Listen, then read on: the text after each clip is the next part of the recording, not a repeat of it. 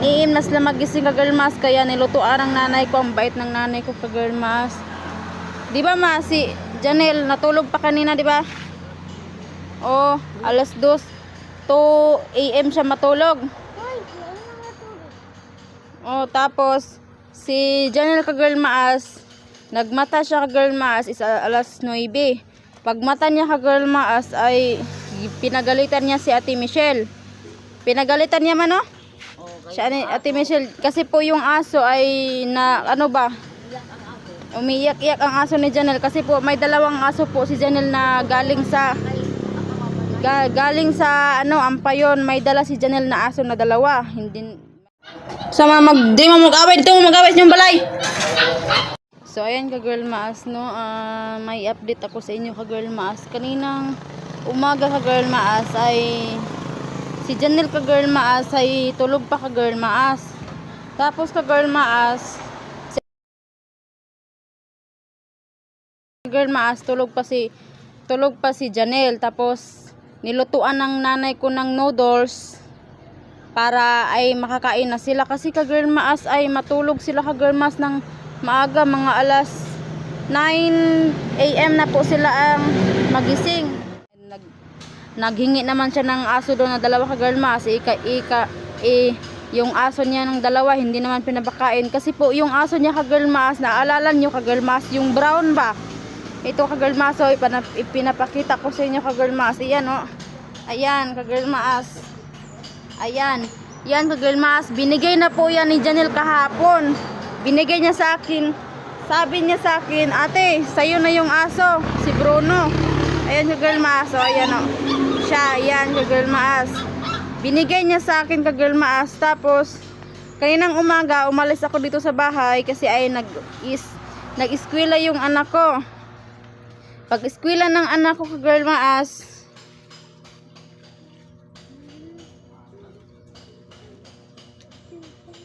pag uwi ko dito ka girl maas sa bahay ka girl maas, kasi galing kami sa school ng anak ko kasi ay uwian na nila. Wala na dito sila Janelle. Ayan ka girl maas, so nakikita nyo naman ka girl maas. Tika lang ha. Ayan ka girl maas, nakikita nyo naman na wala dito ang kanilang aso.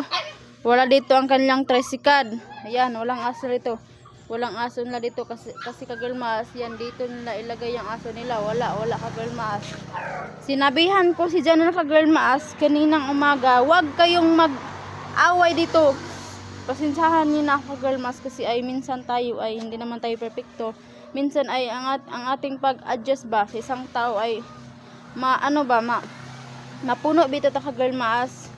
So ka girl maas, pag uwi namin dito, sinabihan ko kanina si Janelle nga, huwag kayong mag-away dito kasi ay kung mag-away kayo, doon kayo sa bahay ninyo. Ayan, sinasabi ko sila kanina ka girl maas. Siguro ay dinibdib ni Janelle. Pag uwi ko kanina galing sa eskwelahan, wala na dito. Tapos ang sabi ng nanay ko ka girl maas, sabi daw ni Janelle, kukunin niya yung aso. Kukunin niya yung aso. Tapos bakit naman niya kukunin na binigay na niya? Pinaliguan ko ka girl maas. Ayo, tingnan nyo ka girl maas. Girl maas, oh. Tingnan nyo. Ito si Bruno. Ito, kasi po pet lover po kasi ako ka girl maas. Ito yung aso ko. Ito si Bruno ka girl maas. Pinaliguan ko na to. Huwag ka maingay Lili. Pinaliguan ko na to ka girl maas. Ayan, si Bruno, oh. Ayan ka girl maas, oh. Mataba na kasi po yung napakain ko. Pinainom ko ng tubig kasi po may dalawa ng aso na bago sila Janelle galing sa Ampayon. Ito ka girl maas, doon ko kasi ito nilagay doon sa aming kusina. Sabi ng nanay ko, kukunin daw ni Janelle. Kaya ka girl maas ay na-high blood ako. Buti nga wala dito si Janelle. Sasabihin ko talaga sa kanya na binigay mo na tapos kukunin mo na. Kukunin mo lang. Kaya ka girl maas, nilabas ko yung aso dito. Kasi pag mataba na to sa akin ay baka kukunin lang ni Janelle. Sayang naman ang pag-inom ng gatas nito. Tapos kukunin lang ni Janelle. Kaya nilagay ko na lang dito ka girl maas sa labas. Tapos sasabihan ko ni Janelle kung pupunta siya dito nga, kunin mo na yung aso mo. Binigay mo tapos kukunin mo lang. Kasi ka girl maas ay pinagalitan ko si Janelle kanina. Sinabi ko sa kanya, uwi kayo doon sa bahay ninyo. May bahay naman kayo doon. Bakit dito kayo mag-away? Bakit doon, hindi kayo mag-away. Doon kayo uwi. Pag uwi ko ka girl maas, wala na sila dito. Siguro umuwi na yun ka girl maas. Hindi ko alam ka girl maas. Ano sa ingon ni Janelle ma? Sa aso, ano sa iyang gingon? Bawion niya ang iro, bawion. Bawion niya ang Iro. tapos Nako. Sige, ikaw magpunto. Dalo ni Nugdili. Kwa. Dal. Kung ibilin. Wa man niya dala. Ikaw magpunto kay imuha man na. tapos gilutuan pa nimo sila kay nag-noodles. Oo. Kaya nga girl mas, pinalutuan po ni nanay ng noodles ko sila Janelle kasi tulog pa sila. Kaon na si Michelle ug kaon kasi kuan. Yun inana ko nga. Kaon na nil kay naluto na to. Una unta kag kuan, ang bangon na unta ka kay suko man ka kuanong iro. Ako bangon na diaw, man sa mo bangon. Ayan nga girl mas, pagising ni Janelle kanina ka girl mas, siya pa ang nilutuan ng nanay ko ka girl mas, nagalit pa. Nagalit siya kay Michelle ka girl mas kasi po ay ang aso ni Janelle, yung dalawa na bago ay love na love niya. Maya na sa una ka girl mas, love ang una pero pagkadugayan di napakanon. So yun ka girl mas no, nagalit si Janelle kasi po ay ang aso, tinutulungan ni Ate Michelle kasi ay naglambod. Tapos sabi ni Janelle, bakit mo ginaganon ang aso ko? Anong ginagawa mo sa aso ko? Wow, sana all pinagalitan niya si Michelle. Pinagalitan niya si Michelle ka girl maas kasi na high blood ako kanina ka girl maas. Pinagalitan ko si Janelle. Sinabihan ko, uwi kayo doon kung disturbo lang kayo sa mga tao dito. Kaya ka girl maas, umuwi. Hindi ko na alam kung babalik ba yun. Kasi tayo ka girl maas ay mapuno tayo ka girl maas ba? Sa ating pag-a-adjust natin sa mga tao na kahit walang utak yun ka girl maas, may utak yun sa Ate Michelle. Alam nyo ka girl maas, yung may nag-video ako na maldita si Ate Michelle. Nako, sinasabi nyo ka girl maas na walang utak si Ate Michelle. Nako, kung nabidyohan ko lang ka girl maas, marunong si Ate Michelle ka girl maas, mag-istorya. Marunong si Ate Michelle magsalita ka girl maas. Marami siyang sinasabi ka girl maas na masasakit kay Boy Maas. Hindi ko na lang po ina-upload, hindi ko na videohan kasi po ay bawal po yun sa YouTube, kasi po ay bawal tayo mag-upload sa mga bad words. Naku ka girl maas, si Ate Michelle, grabe.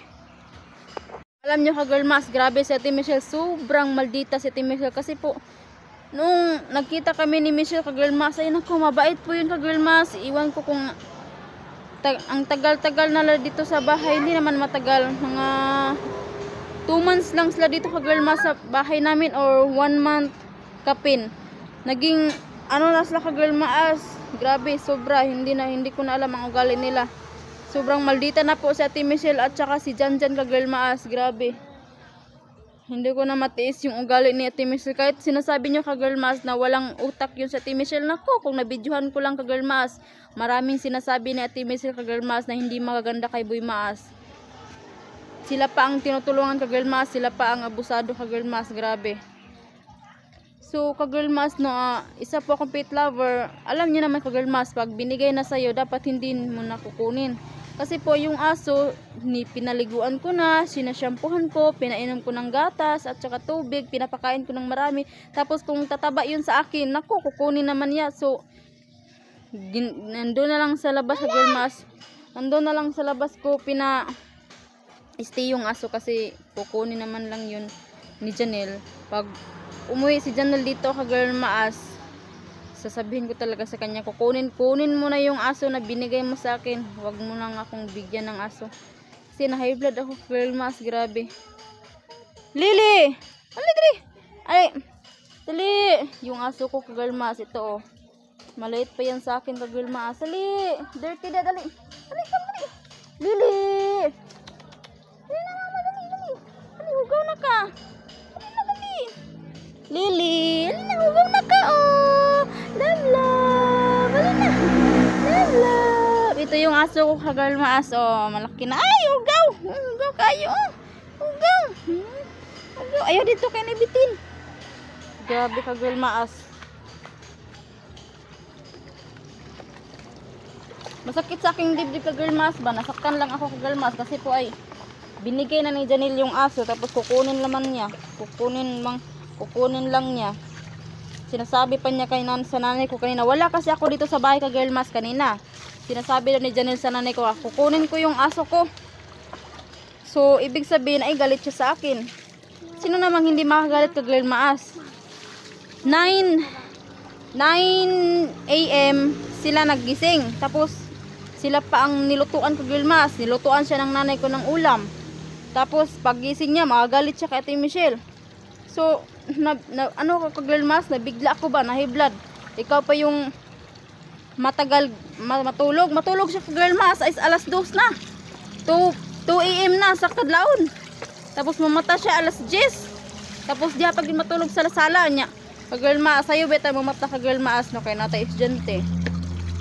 So sila pa ang tinutulungan. Dito pa sila kakain. May tigluto pa. Libre sila dito lahat ka girl maas. Tapos abusado kayo. Grabe. Di ko na matiis. Hindi naman pangit ang ugali ko kasi po ay ka-girl maas. Kahit kayo ka-girl maas ay mabait kayo tapos mapuno mo ka-girl maas ba? Yung pag-a-adjust nyo sa isang tao ay mapuno. Grabe. Hindi ko na alam ang ugali nila ka-girl maas. Grabe. Ayan, wala na sila dito ka-girl maas. Pag uwi ko dito ka girl maas ay wala nang tricycle nila, wala nang aso. Ang nabilan nga aso ka girl maas yung binigay na lang ni Janelle sa akin. Yung aso ko. Yan. Ang Janelle yan ka girl maas. Dito ko na lang nilagay sa labas ka girl maas ay naano na ako eh. Nasaktan ako sa sinabi niya. Kukunin lang din yung aso. Ibibigay ko na lang ka girl maas. Isauli ko na lang sa kanya kahit masakit. Kahit nasa puso ko na yung aso nila eh. Kunin man lang la ka girl maas. Naghingi-hingi pa ng aso doon ka girl maas eh. Hindi naman papakainin. Mga matataba yung aso nila ka girl maas. Ayan. Yang aso na yan ka girl maas, sobrang taba yan ka girl maas, yung bibi pa. Ngayon hindi ko na alam. Bukog na lang. Lily! Pagkintay niya. Oh, magkabuang dyan. Buang mo. Nagkanawaran mo na mo. Nagladyan ko kanina. Nagkita niya. Ikaw karoon. Buang kagbuang ay. Paano pagkadaran? Nabitay na na iyo. Pagkaan niya ko niyo. Ilang? Mag-right. Buang ko na kanina.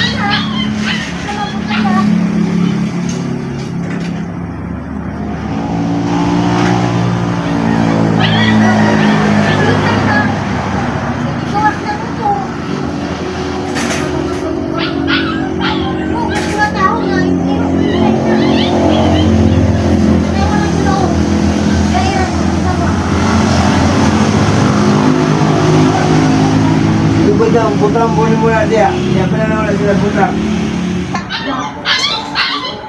Sipak mengkain isa o. Iulara mo diri sa mga silingan ba? Silbi ko ito iya. Yan. Mag-away mo, uli mo dito sa inyong balay. Ay mo dire. Ay makadisturbo mo ko andre mga tao. Yan,